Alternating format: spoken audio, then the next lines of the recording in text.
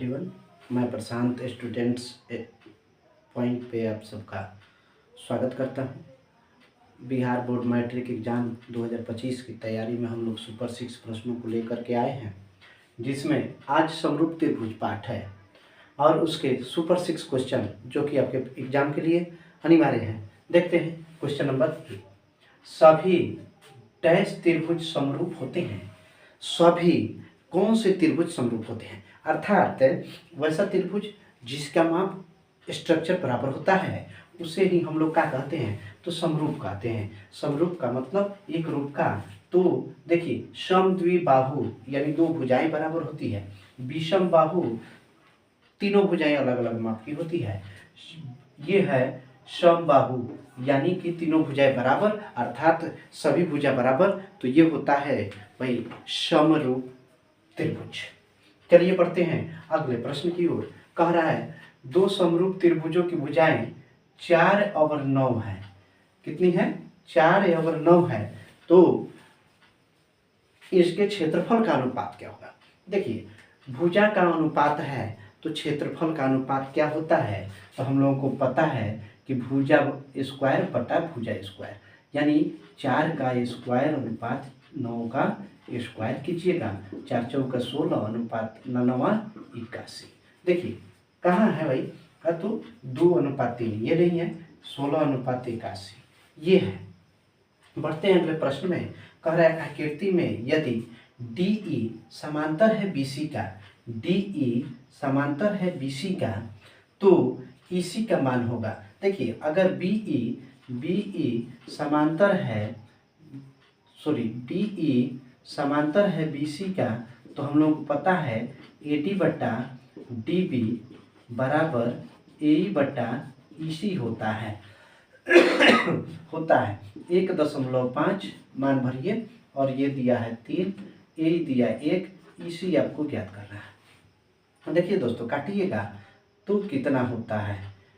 1.5 दूना 3, यानी ऊपर 1 1 कट गया तो इसी बराबर आपका क्या हो गया? 2 हो गया। इसी बराबर 2 हो गया। शॉर्ट में बनाइएगा क्योंकि ऑब्जेक्टिव है, सब्जेक्टिव जैसा समय देना नहीं है। देखिए 1.5 ये होगा नहीं, ये है 2। चलिए पढ़ते हैं क्वेश्चन नंबर 4 की तरफ। कह रहे एक समकोण त्रिभुज का कर्ण, एक समकोण त्रिभुज का कर्ण 13, समकोण त्रिभुज यानी जिसका एक बड़ा कोण, बड़ा भुजा 90 डिग्री का हो, समकोण का कर्ण ये हो गया 13, ये समकोण है। और कह रहा है अन्य भुजा 12, ये कोई भी हो सकता है, ये 12। तो तीसरी भुजा बराबर दोस्तों हम लोग पढ़े हैं कि कर्ण के वर्ग में से एक अन्य भुजा के वर्गों को क्या करते हैं? घटा देते हैं। तो कर्ण का वर्ग 13 स्क्वायर 12 स्क्वायर को घटा दीजिए, लेकिन ये रूट में रहता है दोस्तों।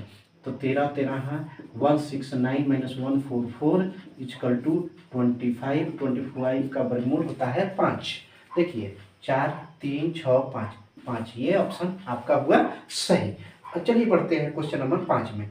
ABC में कोण B 90 डिग्री, C 50 डिग्री तथा त्रिभुज ABC समरूप है DEF का, तो D का मान होगा। D का मान क्या होगा? D का मान क्या होगा? देखिए दोनों समरूप है, त्रिभुज ABC और DEF, ABC DEF समरूप हैं। अब जब समरूप हैं तो देखिए B 60 दिया है, C भाई 50 दिया है, तो ये कितना होगा? 70 होगा, तभी तो 180 होता है। 60 50 110 और 70 180, यानी कि D, अब ये दोनों समरूप हैं तो A के बराबर होगा D, अर्थात A अगर 70 तो D का मान होगा कितना? 70 डिग्री। ऑब्जेक्टिव को फास्ट बनाने का प्रयास कीजिएगा। ये दिया D 70 डिग्री। चलिए बढ़ते हैं लास्ट आज का क्वेश्चन। समबाहु त्रिभुज ABC में AC बराबर BC दिया है तथा A स्क्वायर बराबर 2AC दिया है, तो C का मान क्या होगा? इसमें से C का मान ज्ञात करना है। 45 होगा, 75 होगा, 90 होगा या 120 होगा।